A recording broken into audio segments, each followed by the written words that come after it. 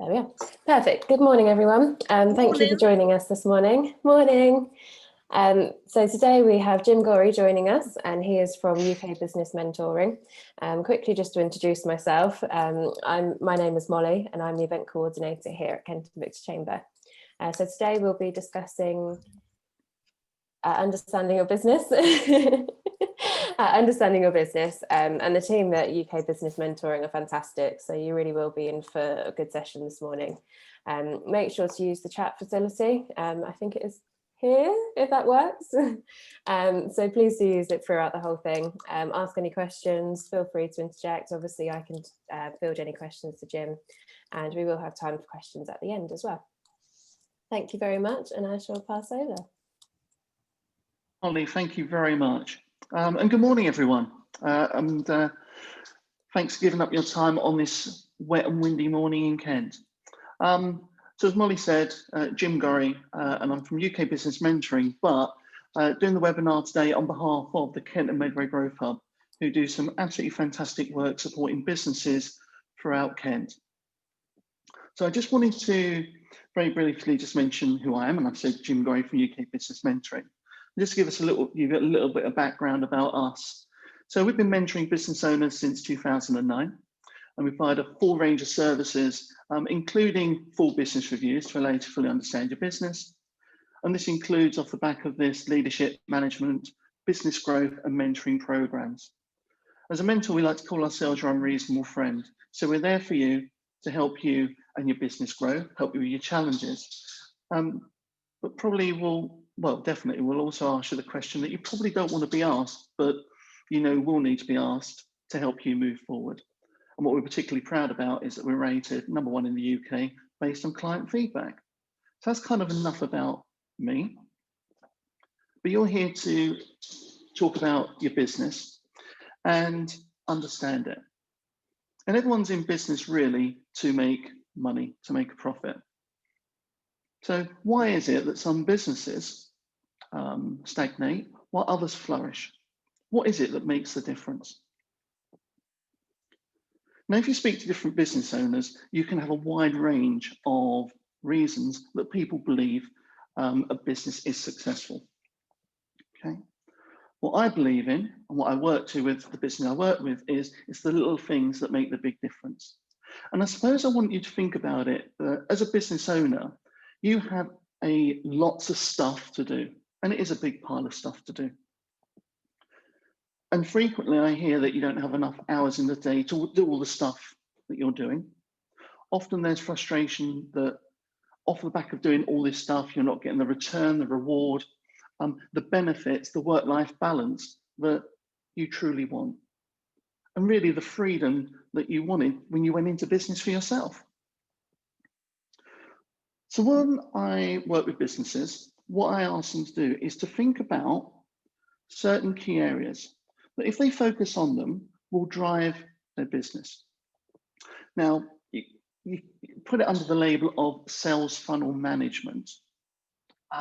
Now, just before I go any further, what I'd ask you to do as well, we will make the slides available, but would you make notes as you go through? Because as I go through, there'll be stuff that if you're doing it, then absolutely fantastic. If you're not, then make a note for you to think how you're going to progress this. Okay, so please make notes as you go through for your benefit. So going back, business owner, doing lots of stuff, not enough hours in the day. I ask business owners to focus on certain key things, and that forms a sales funnel. Okay, so what do business owners normally do when they look at this? So a business owner will normally look at the outputs. So they would measure the number of customers they've got, what their turnover is, what their gross profit is, and their net profit. They'll look at the outputs of their business. And then at the bottom, they'll be doing lots of stuff. What I ask business owners to do is focus on 7 key things: inquiries, their conversion rate, their average sales, the number of transactions, their gross profit, their fixed costs, and the thing that underpins all of this is themselves. their own development, their own well-being, making sure they're taking care of themselves and their skills to be a business owner. Okay, so we're going to leave your development for the time being and focus on 6 key areas. Now, before I go any further, you could be saying, okay, fine, we go through this. It's a webinar. We've heard this before. So I want to start with what the impact, the potential impact of focusing on these 6 key areas is. And I want to take a normal business. So I want to give the example here. So this is a business that has 8,000 inquiries throughout the year and a conversion rate of 15%. And that equals 1,200 customers. Average sale of £650 with no repeat purchase. So their turnover is £780,000. Having a gross profit margin of 55% means that they get gross profit of 429,000, take away their fixed costs, and that means their net profit is 101,000. It's okay, not too bad. But what would happen if you increased each area, improved it by 5%? And actually, the improvement in net profit is 184%. So let me demonstrate to you. So inquiries go up from 8,000 to 8,400, conversion rate 15% to 15.8. And you can see the numbers on the right-hand side, how they've gone up and improved by 5%. What I want to take your eyes to is at the bottom. By focusing on small improvements, it has meant that this business has grown its net profit from 101,000 to 284,700. So, what does that mean in practice? So hopefully that's given you enough to think, right, okay, these are the areas I want to focus on as a business owner. What do they mean to me? So I'm going to start right at the top of the funnel. And this is looking at your prospects and inquiries, because every business wants to get more prospects and inquiries in. Now, you need to be very careful with this one, because this is probably the most expensive area for a business to pay out money on. And what we're actually talking about here is your market, your marketing. And particularly what we're going through at the moment, it's a great opportunity to redefine or clearly define your market. And I'm going to take you through some steps to help you think about your marketing plan. Because otherwise, what you can do and what you may already have done is spend a lot of money doing a lot of marketing and some of what I call vanity marketing without necessarily getting the results that you desire. Therefore, we had a webinar 2 days ago from the Growth about marketing, but I just want to take you through very quickly some very simple steps for you to be able to define who your market is, who you are, and what you're looking to achieve. So, the first thing to think about is, who is your target customer, particularly in the new normal? So before we had the lockdown in March, has your customer stayed the same? Have they changed a bit, or have they changed a lot? And to help understand who your customer is, either existing or prospective, you need to ask yourself a few questions. So the first question is, what does your business do for your customers? Not the product or service that you provide, what does it do for the customers? So does it help them make money, give them enjoyment? Take away a problem, make their life easier. By doing what you do, what do your customers get off the back of it? That's the first question. The second question is, who is your customer? Who is your target market? Do you know what they look like? So thinking about income, and if it's business to customer, then what does that customer look like? If it's a business, what does that business look like? What are their buying preferences? What do they need? Where are they? And it's a very interesting one around where are they? Historically, businesses, particularly where they had a physical presence, thought very much about the local area. So that's how they manage their marketing.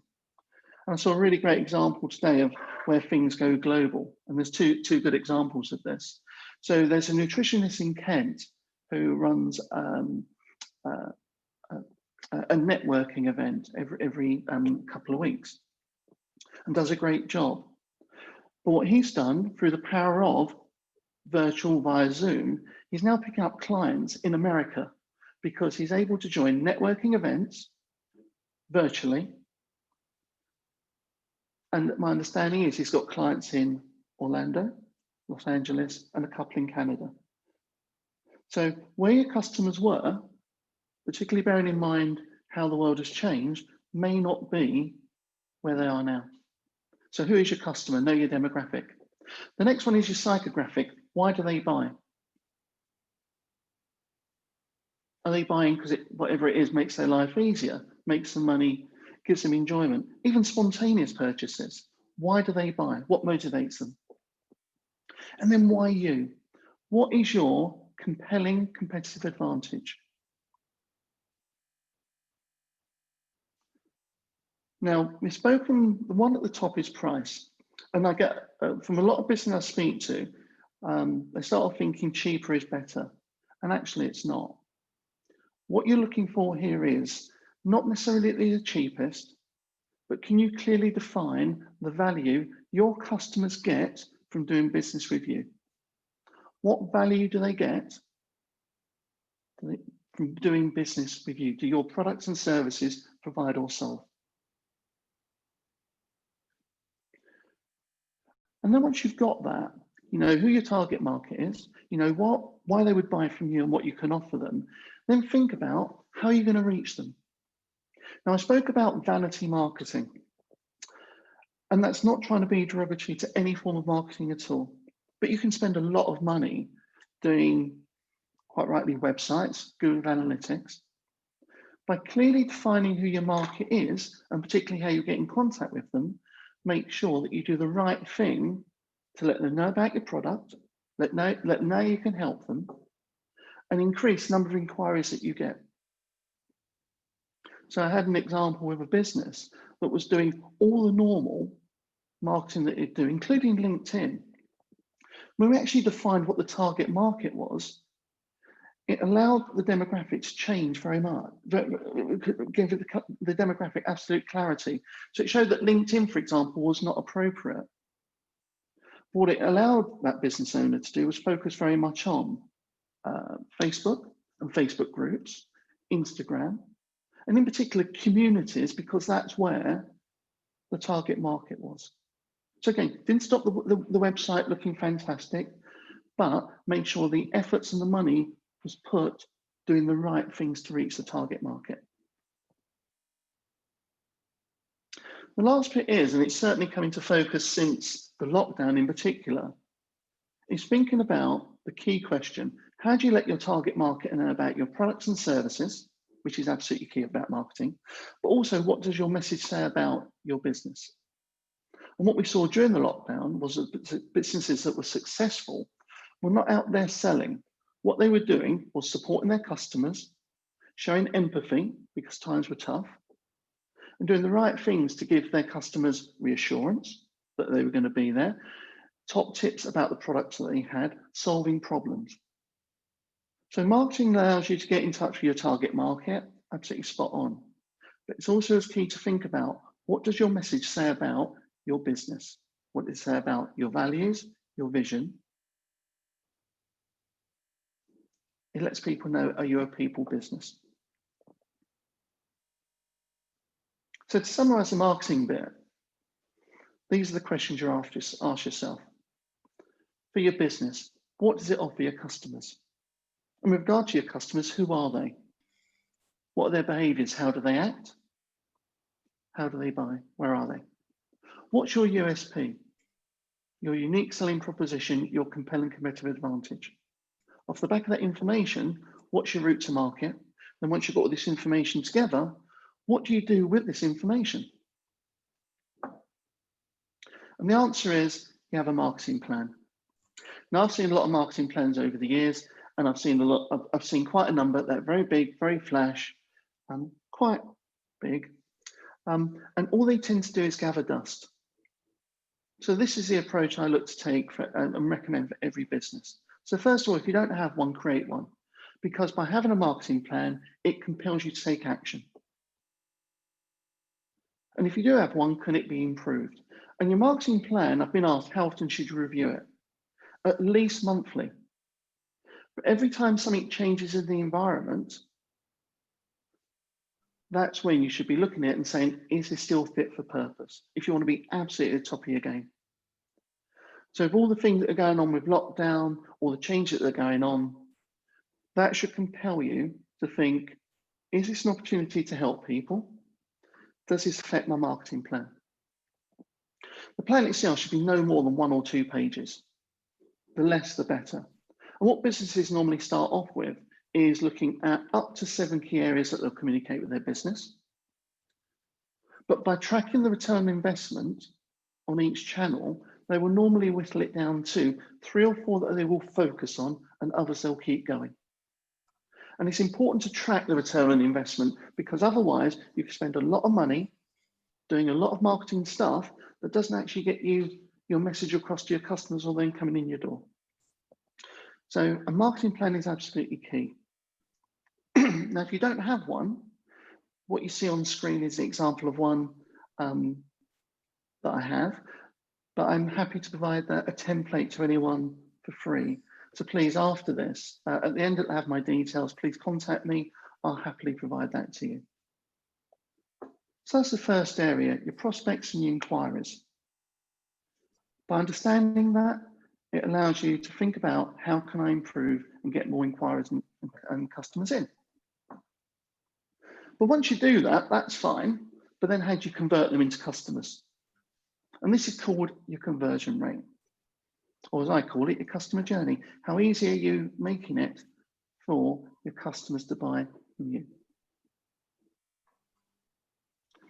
And the example I like to give is a children's nursery, to show you what can be done. So there's a children's nursery that a business started working with several years ago. And the business owner was concerned in that still had children coming in, but seemed to be losing money. I wasn't sure why. So at the beginning, we're working in any business, normally look at the customer journey and see what numbers are kept, to see at what stage how we're doing. Now, the business owner wasn't keeping numbers. It's very much about pounds, shillings and pence. It was what the profit was. So by doing some research, worked out that each year, the nursery was getting 200 inquiries a year. The conversion rate from inquiry to child in the nursery was 20%. So what this meant was, there was 40 children coming in a year, which is fine. And that generated £432,000 worth of income per year, new turnover. The question was, whilst there was around about 40 coming in as new, they were losing 40 to 50 children going on to the next stage of education. So £432,000 worth of new income coming in, around about 500, 540,000 going out. So what this meant was turnover was reducing around about 100, 108,000 per annum, which once you put it in that numbers is extremely concerning for any business. So by looking at then what the customer journey was, from inquiry to customer, this is how we broke it down. So first of all, who was managing the process? So there was a manager, a senior member of staff, but this, what they were doing with regards to the converting inquiries into customers, was another job they had alongside the pile of stuff, the admin that they had. So they weren't trained on what they were doing. They weren't motivated, because in effect, it was another thing they had to do. And normally they were too busy. When the inquiry came in, a prospectus was sent out to a prospective client, but it was sent by second-class post. And this was normally when the manager had time. So this meant, for inquiry to the prospective client hearing back from the business, took around about 7 to 10 days. Quite a long time when you're thinking about trying to find somewhere for your precious little one to go and start their education journey. Now, if at this point the prospective client wanted to have a look around the nursery, it was only done on a Thursday morning. And when they were shown around, there was nothing specific shown. So just given a walk around, would you like to ask any questions? And this also included showing areas that were badly in need of some redecoration. And with regard to staff incentive to convert people into paying clients, there was none at all. So we did some work with the team. And what you have is the middle column of what we had previously. And then with some work, the right-hand column is what the customer journey become. So we moved from a manager, senior member of staff who wasn't really motivated to do this kind of thing, to a trained member of staff who was fairly junior, but understood the value, became highly motivated, and saw it as a key part of the business. And actually, to be fair, absolutely loved talking to people. Instead of sending out a paper prospectus, this became a PDF download, which the prospective client got immediately. And there was a follow-up completed within 24 hours, again, showing that the nursery cared about the prospective customer. Show around time was any time to suit the family, giving them ease of access. And this included Saturdays. And when they were shown around, they were focused very much on early year activities and the curriculum that their little one was going to experience.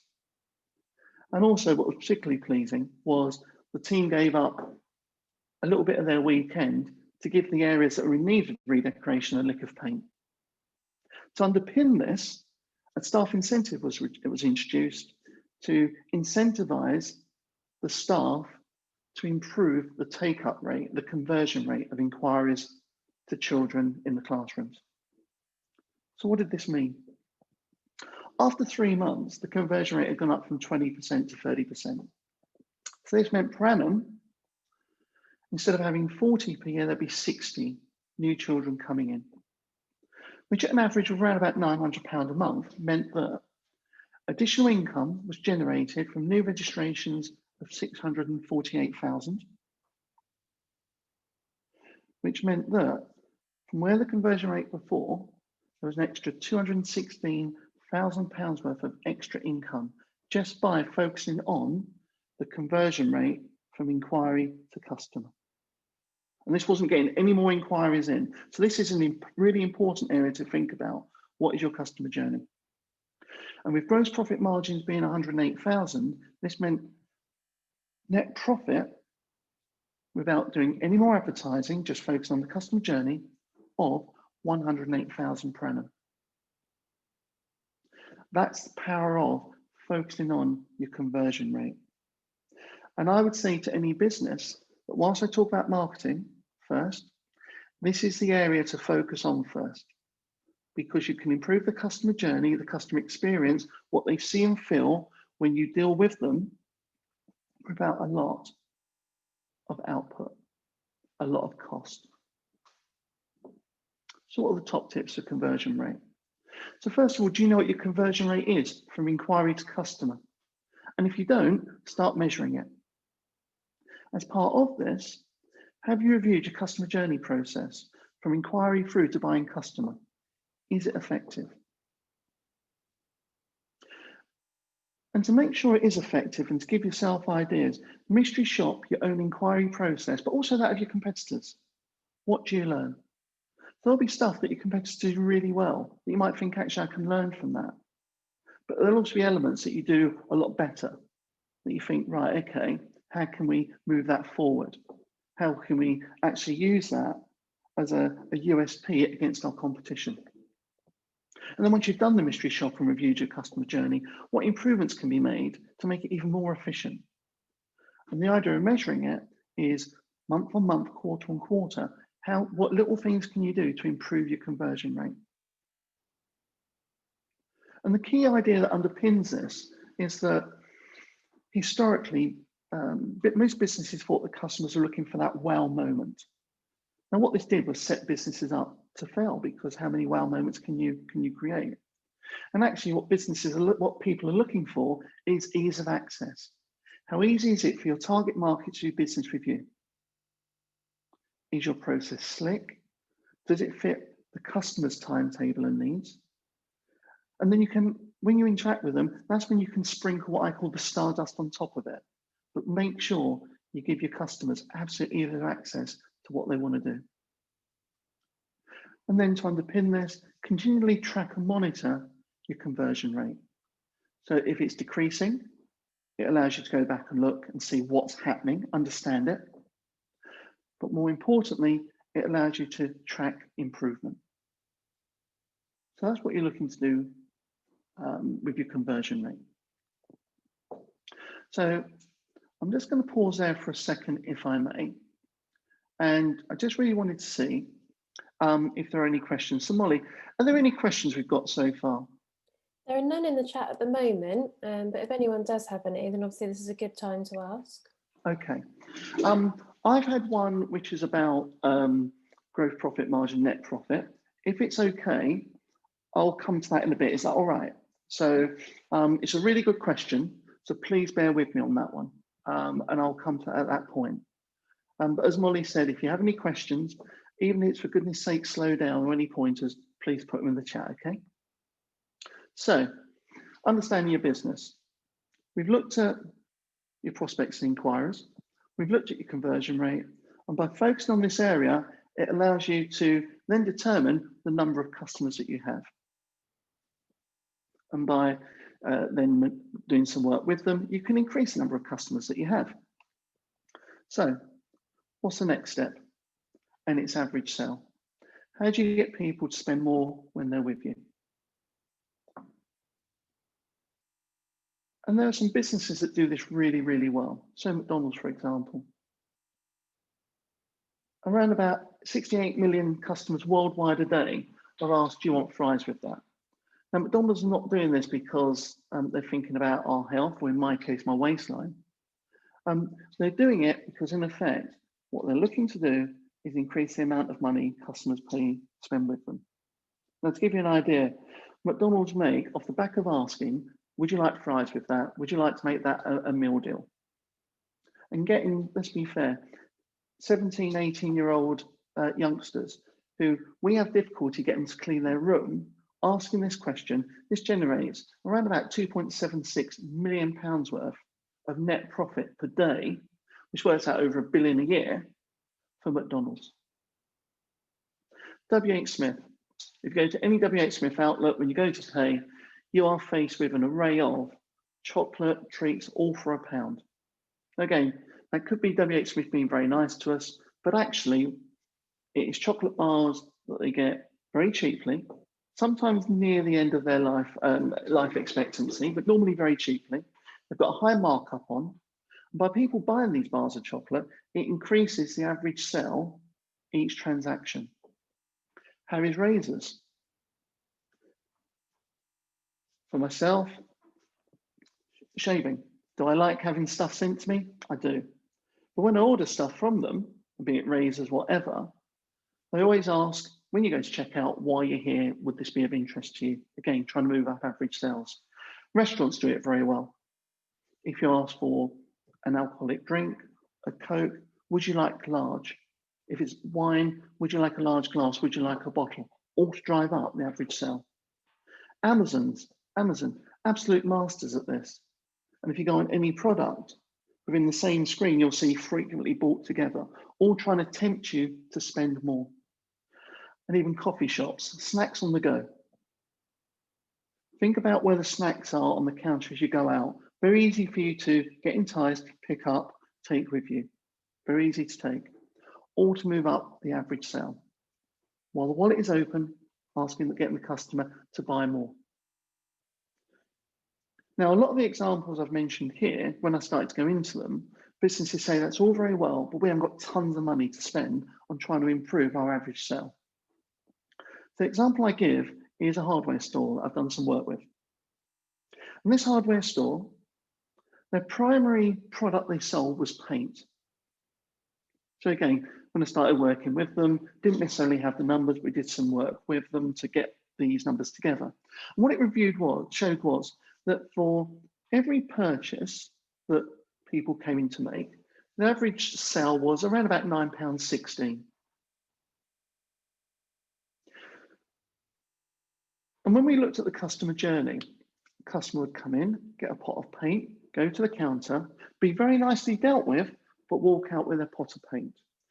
When we put to the team and to the manager, what are some of the problems that your customers have? One of them was they go away, they've forgotten something, and they may come back to us and might go to B&Q. But invariably, what we tend to find is people have forgotten the stuff to do a fantastic job with the pot of paint. So what the team came up with was a crib sheet, so that every time a customer came to the counter with the pot of paint, the staff were trained in the dialogue around, thank you very much for this. Just before you go, we have become aware that customers don't necessarily have all the things they need to do a fantastic job doing the DIY, whatever it is. Would you like to go through this list just to make sure you're everything you need? So it'd be brushes, sandpaper, masking tape, sheets to the floor. By just using this very customer-driven crib sheet, the average purchase moved up from £9.16 to £14.85, an improvement of £5.69 per transaction. Now, with average transactions around about 500 a week, this meant turnover increased by £2,800. But actually, where you really got the impact and where the store saw it was they increased their annual turnover by £148,000. Again, without getting any more customers in the door, being very customer focused around the problem they were going to face and helping them. And there are examples for this with coffee shops that work really well. But this is very much around thinking about why your customers in, what you can help them with, being very customer solution driven, but also driving up what they spend with you. So how do you drive this? The first thing is to know your numbers. What's your starting point? Do you know what your average sale is? And then think about what you can do to actually drive up your average sale. So think about your product and service mix. Is it complementary? Does it work together? Are there things that you can add and or subtract to make it a more appealing proposition? Think about bundling your offers. So offering package deals on multiple products and services. People do meal deals for a reason. And yes, they are thinking about our pockets, but again, it tends to drive up the average sale each transaction. Think about your add-on sale. What is your version of? Do you want fries with that? And also, a side to this is think about, once you start measuring your numbers, do you have any daily power plays? And I call it the Orange 2 for 1 Wednesdays. So not that long ago, Orange allowed people to, if they were their customers, to go to the cinema, buy 1 ticket, get 1 free. This was done, yes, it was lovely for customers, but mainly it's seen as, for the cinemas, it was a quiet day for them. Therefore, by doing this, you got more people in the door, and where cinemas make their real money is through concessions, popcorn, hot dogs, Coke. So think about, are there any daily power plays you can make? Your prices, are they at the right level? So when was the last time you looked at your prices? I'm going to talk about that in the next couple of slides. Businesses tend to get nervy about increasing prices. So I just want to run through that very quickly with you. And then raise awareness. What's your version of what the hardware store did? Now, these are some of the tactics you replicated. So the steps to take. We've said about some things you can do. How do you work out your average sales? Your total sales divided by number of sales. Think about how you increase it. How do you sell more other products or services that be useful to your customers, and continually track your average sale and challenge yourself to increase it. Prices will come in a second, so I'll come back to that. But I mentioned a coffee shop earlier, and prices is quite a delicate thing to talk about because a lot of businesses fear losing custom. And there's a coffee shop did some work with who was making a profit, but not a huge amount. And I did this as a favor for a family member. Went along, had a look at what they were doing, and I went along on a Saturday morning. And they did good trade. They had people coming in, buying lattes, buying breakfast. It looked good. So I went in, and all the prices on a very nice blackboard. It looked superb. But I started speaking to the business owner, and we got down to the question of prices, and said, so When was the last time you increased your prices? And the shop owner said 3 years ago. Okay, why is that? She said, well, 2 reasons. One, I got these blackboards done and I got the numbers painted on them. Therefore, to get them all changed would cost money. Okay. So what's the second reason? I'm afraid of losing custom. So what we agreed to do was look at 1 or 2 products and see by increasing the price, what they would look like. So she mystery shopped the local competition, the cost of the Starbucks. For a latte, it was around £2.40. She was charging £1.50. And just for that latte, which was one of her most popular products, she increased the price from £1.50 to £2. So quite a big jump, but still a lot less than other businesses. I went back a month later and asked how she was getting on. What was the feedback from her customers? Had she lost any? And she said, no, actually, the feedback was, we wondered when you were going to increase your prices. We thought you were underselling yourself. So by increasing the price, she did it sensibly because by doing 1 or 2, it gave her the confidence to do more. But didn't go racking prices up in line with the competition. So price increases done reasonably work very well. So we've increased the average sale. What you then like is the customers to keep coming back. So how do you increase the number of transactions you have per customer? And by doing this will equal your turnover. So some facts around repeat purchases, why they're important. So it may seem very obvious, but a repeat customer is more likely to shop with you again and again. So what does this mean? The stats show that 27% of people after their first purchase will go back. 45% will go back after their second, 54% after their third. So the more they come back, they'll keep coming back. So how do you keep your customers coming back? Existing customers spend 50% more on average than new customers. And this tends to increase the longer they continue to buy from you, which is really good news for my local record shop. A 5% increase in customer retention can increase your company revenue by 25 to 95%. So think about the previous 2 facts. Just by increasing your revenue, by increasing your retention rate, spending more money on your existing customers, even a little bit, can increase your company revenue. And to underpin this, the success rate of selling to a customer you already have is 60 to 70%, while new customer, it drops to about 5 to 20%.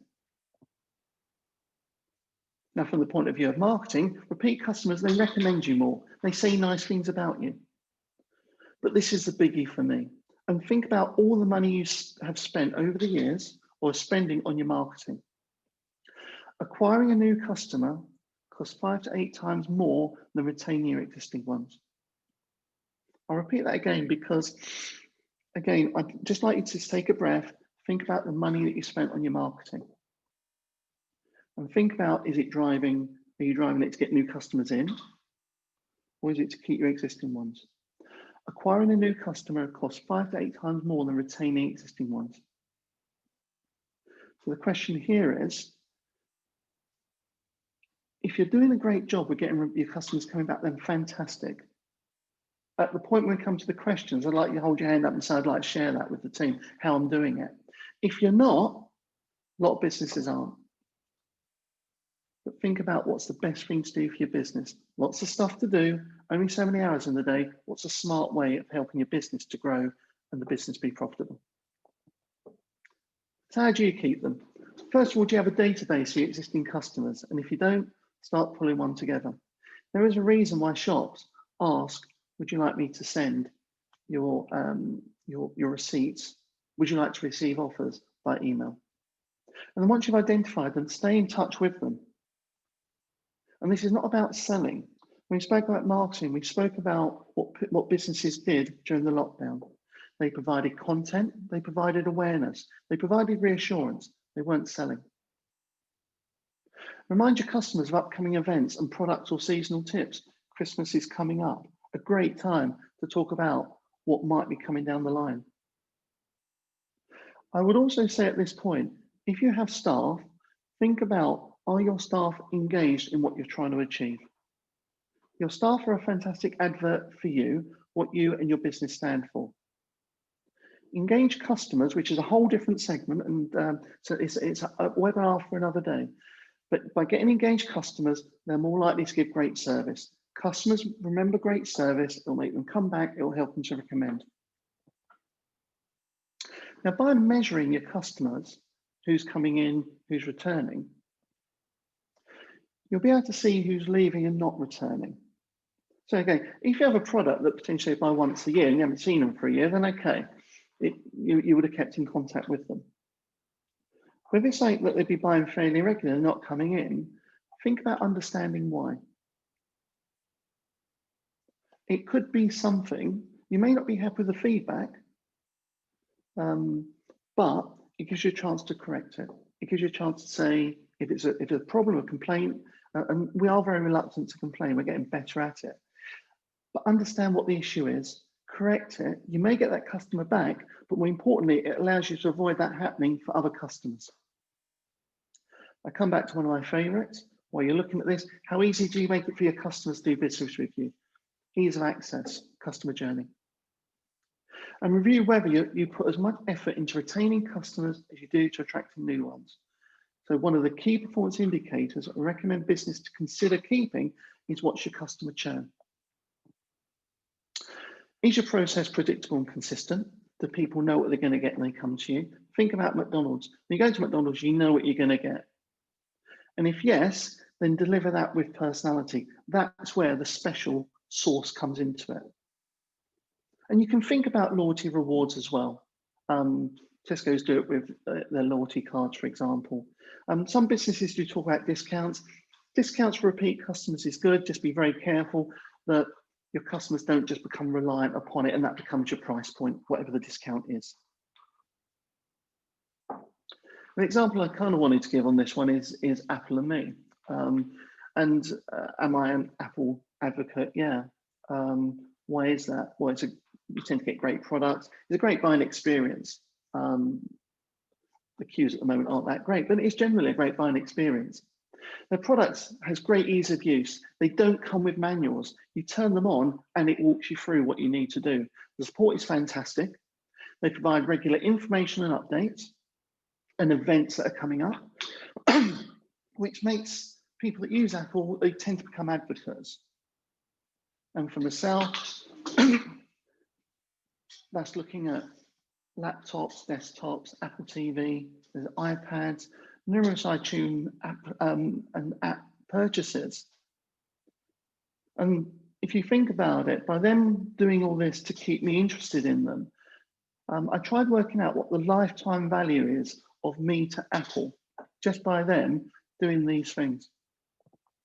And it's several £1,000s. I think I worked it out up to this point, since gone live, probably about £15,000. That's a fair chunk of turnover from one customer just by providing those things. So for the number of transactions, ask you to think about how good is your initial customer experience and how often do your customers repurchase from you? What is your retention strategy for existing customers? What's going to encourage them to return? Regularly update your customers on what's new, on things that may be of interest to them, and construct a plan of activities aimed at encouraging customers to repurchase. Consider offers to attract customers back. And as with all the other measures, track this number. Track your customers' repurchases, track your retention activities. If it's going up, great. How do you make that even better? If it's going down, that's a warning sign for you, what you need to do to address that decline. Now, this allows me to take a breath and stop coughing.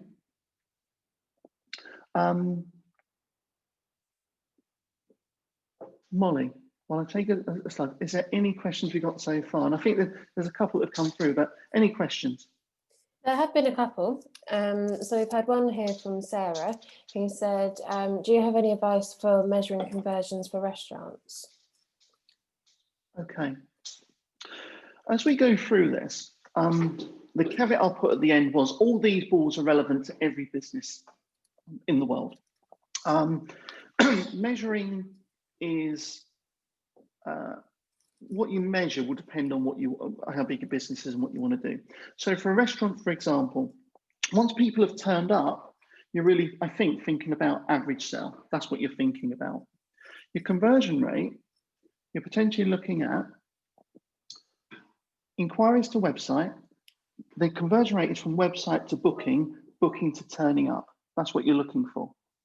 So if your Google Analytics allow you to look at number of visits and then number of people booked from the website, then great, that gives you some really important data. I would also consider as well, just measuring from booking to turn up rate. That's just to make sure you're not missing anything. I think normally in the restaurant business, that rate is very low, but it's still worth potentially considering it. So those are the two things I'd say for a restaurant. But again, if there's any other bits you need from that, please put it in the chat. Happy to answer. Anything else, Molly? So we had another one. So do you have any guidance for new startups regarding managing inquiries and conversion? For example, to maximize conversion when having to multi-skill, market, manage, deliver? Yeah. And startup is a tough one because in effect, you're everything for the business. You're every single point. What I would make sure is, I'm going to go a step away from this, is make sure you have got your business plan sorted and written down, your cash flow and your marketing plan. Let me explain why. By going through your business plan, that encourages you to not only make sure that you've got a viable business proposition, but it will walk you through all the steps and it allow you to prioritize what you're going to do. Okay. The cash flow, that makes sure you got enough money, enough lifeblood to do what you want to do. And if you haven't, then you can go out and seek finance for that. The marketing plan is, okay, fine.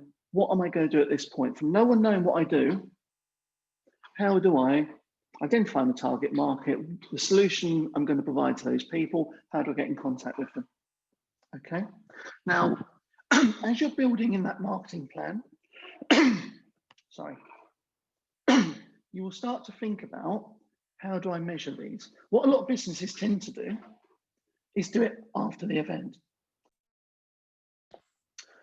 A startup has got the benefit of putting this in.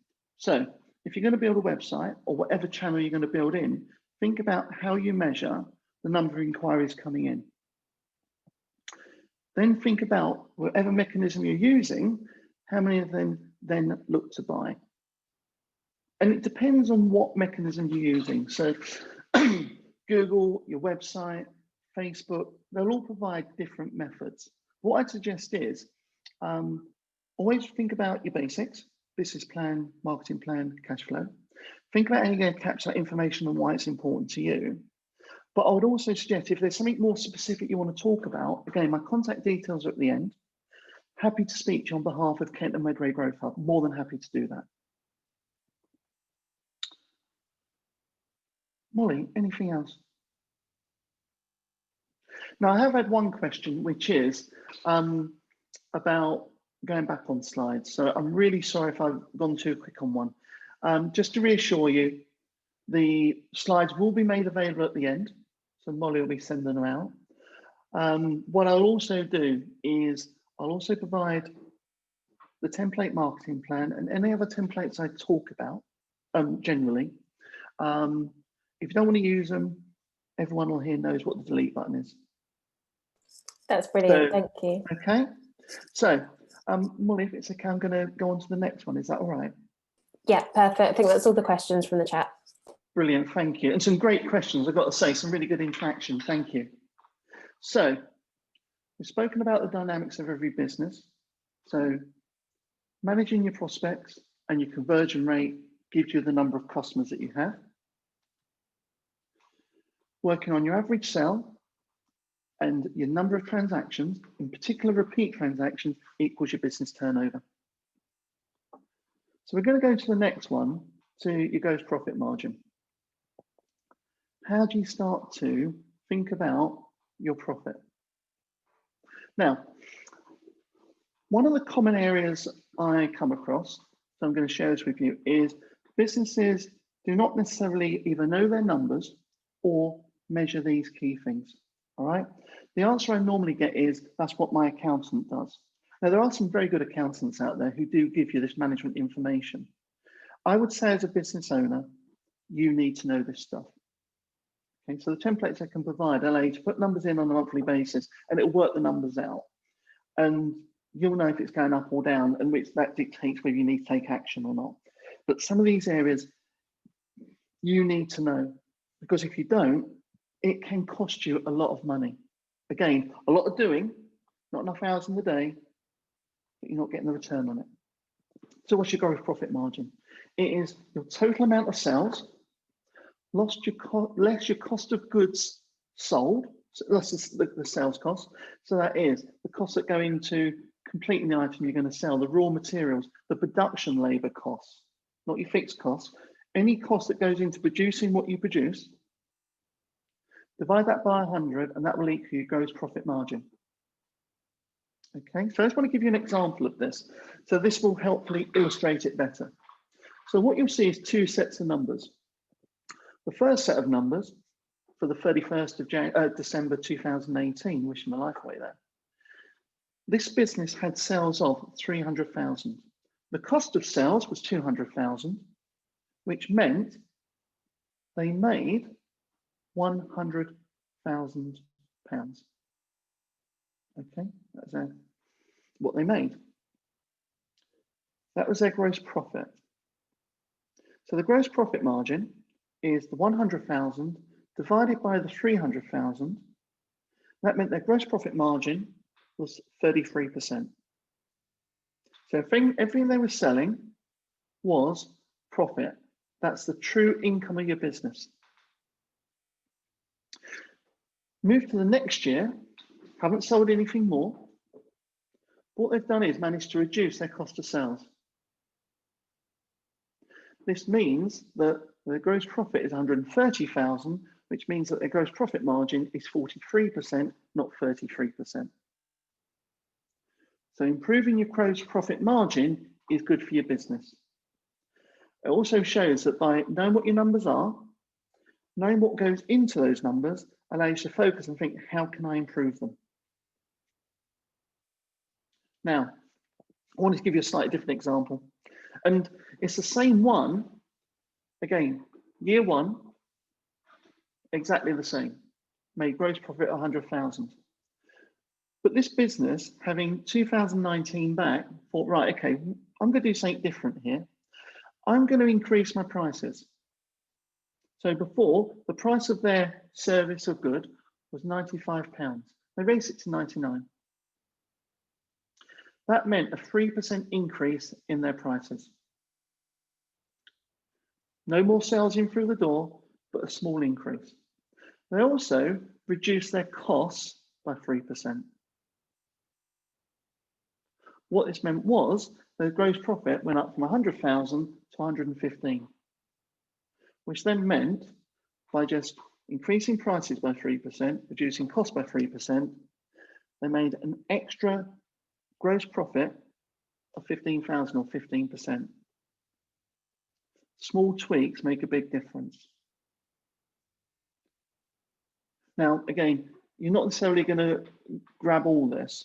Again, it's something happy to talk through myself or any of my colleagues. There's a helpline for the Kent and Motherway Growth Hub. They provide some great services. Please, if this makes you whet your appetite and makes you think this is of interest to me, note it down. Make sure you come back to it. But I just wanted to show the very simple things you could do.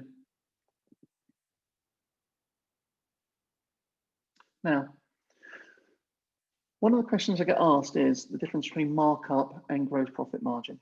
And some businesses do get, to be fair, even I occasionally get confused on this one. And if you don't get this right, it can cost you a lot of money. So your markup is the difference, the percentage difference between your sale price and your cost of goods sold. Okay, so it's whatever your cost of goods sold, whatever the markup is, what you're selling it for, that's a percentage difference. Your margin is the percent of your sales that is gross profit. And I just want to give you, show you how this works out. So it may seem kind of playing with words. So the first one is the percentage difference. The margin is the percent of your sales that is gross profit. And this is one of the slides I'm going to make available to you. But you can see that a 15% markup equals a 13% gross profit margin.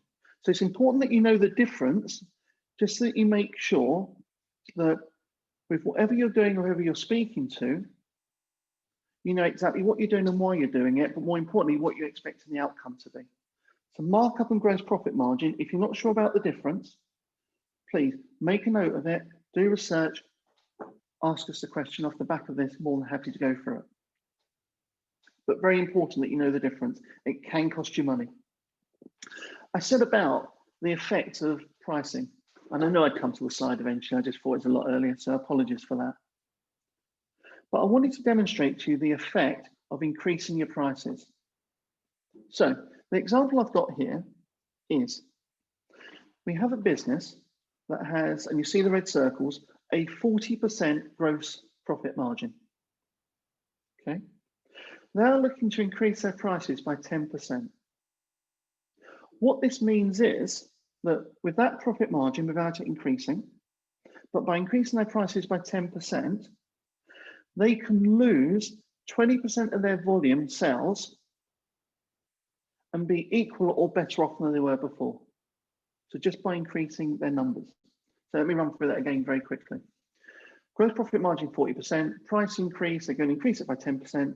They can afford to lose 20% of their clients and be equal or better off. Now, in reality, will they lose that number of customers? No, they won't. What you'll tend to lose is what I call the heart sink customers. And these are the customers that are very service hungry. That every time you see their number come up on your phone, your heart sinks. And that actually you're not making any profit on. Okay. But what this allows you to do is to work out if my gross profit margin is this, my price increases by this, this is what I can potentially afford to lose to generate the same or better gross profit margin. Now, to show the adverse effect, the effect of reducing prices for exactly the same scenario, 40% gross profit margin, I'm going to reduce prices by 10%. This means I need to increase my volume sales by 33%, or I'll be worse off. So again, by knowing these two graphs that I had this screen and the screen before, you will know what the impact of your actions will be and what you need to achieve. Okay, so gross profit margin is the true income of your business, very different to your markup. And you need to think about, if your gross profit margin is increasing, fantastic, what are you doing?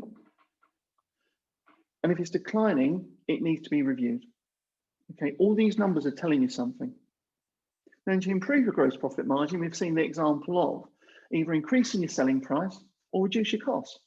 And this may well be thinking about who your supplier is, getting better terms. Are you getting the best bang for buck for your labour? And the gross profit margin, as with the other numbers, should be tracked on a monthly basis and any movements investigated. I'm going to just very quickly run through a couple of other things I think you need to be aware of, particularly when you're dealing with your finances, and it seems the appropriate time to deal with it here. So the first one is understanding what your break even is. So we kind of spoke about this on the, we spoke about the prices, but every business should know what its break even number is. So what are the number of sales you need to make to cover your fixed costs? And the way to work this out is whatever your fixed costs are divided by the price of product, take away the variable cost per unit.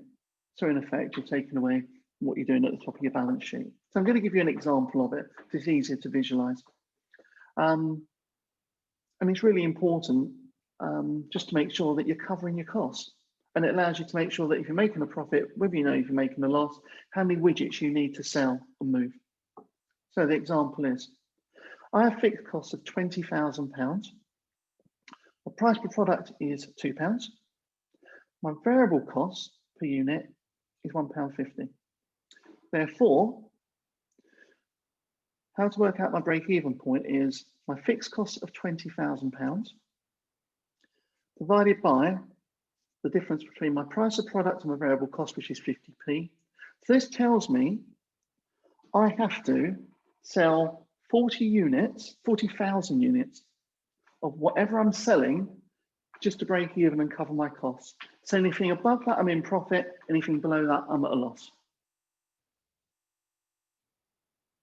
Really important for every business to understand what they need to do on a daily, weekly, monthly, annual basis. Again, I'll make this available. So we've looked at the break even and we started to speak there about your fixed costs. And fixed costs tend to just happen. And my recommendation is for every business owner, at least every 6 months, if you do it every 3 months, then fantastic, review your fixed costs. Make sure that what you're paying for, you're getting value for. And this is your rates, your utilities, your staff salaries. Think about how often you review them. And if you haven't, make a note, please check them. And a great example is asking the business owner to have a look at what they're spending money on. And they went away and did it. And they phoned me really excited because what they found within their fixed costs was overpaying for mobile phone contracts. And this included land and broadband. Insurance is heavily overpaying. And we all know that insurance companies, you stick with the same one, the prices do just tend to go up. Overpaying for software licenses, even paying for, and for some of us, these will be all too familiar, but before mobile phones, there were pagers. And there was still a small bill for pagers being paid that had been locked away in a drawer. And it's amazing what's locked away in drawers in businesses. It always intrigues me. They also managed to reduce their bank charges from £100 a month to £2.50. And between all of this, they were able to save just over £1,000 a month. And that's £1,000 a month straight on your bottom line, straight clear profit. So your fixed cost, reviewing them is absolutely key, at least every 6 months. So for every line that you look at, think, what is it? What do I get from this? And do I really need to incur this cost? Or as I put it, am I getting value? Make sure you know what your break even is, so you know exactly how many widgets you need to sell to make sure you're not at a loss. And also recalculate your break even number, particularly after you undertake an activity, whether you're increasing prices, reducing costs. When you do something that will affect your finances, revisit your break even number. And that in effect is all the inputs to your business. Your prospects, your conversions, equal your number of customers, getting them to spend more when they're with you and come back more increases your turnover. Looking at how you play with your prices, how you play with your costs affects not only your gross profit margin, but also you then want to look at your costs and reduce them. And all of that equals your net profit, which is universal truth for every business. Or a slightly different way of looking at it is your marketing times by your customer journey equals your number of customers. Getting customers to buy more and then come back equals your turnover. Then looking at your prices and your variable costs and reducing your fixed costs equals your net profit. So we move from making it a sales funnel to your business management. And the question almost is, not why would you want to do it, but why wouldn't you? Now, we spoke about 6 balls there, and I said for every single one, it's key for you to measure them. And most businesses, as I said, measure their outputs, measure their turnover, the net profit, the gross profit. What I encourage businesses to do is to start measuring those inputs. Because you get those right, the outputs will take care of themselves. So measuring the number of inquiries you're getting, what your conversion rate is. And again, I can provide a template that allows you to start measuring these. And I won't worry about what's gone before. If you can go back and look at numbers, then fantastic. Just start doing it from today. Make it your absolute business discipline. I also have a template where you can play around and have a look at what the impact of these 6 areas are. So it allows you to put numbers in the blue areas.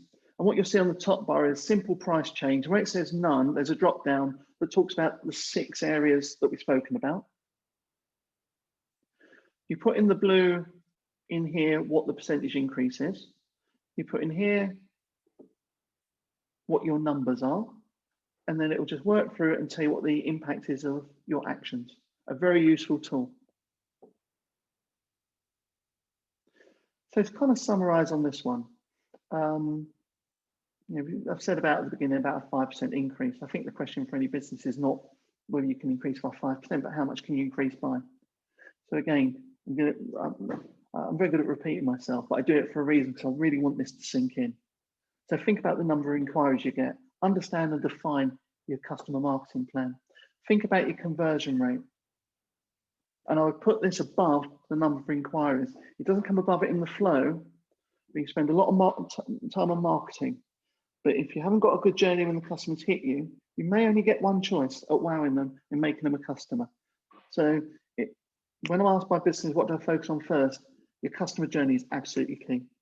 Think about your average sale. What's your add-ons, particularly at point of purchase? How do you get customers to come back? How do you increase and improve your gross profit margin? What are the things that filter into that and allow you to work on your business to get a better profit? And think about your fixed costs. How do you review them line by line and make sure that you're getting the best bang for buck?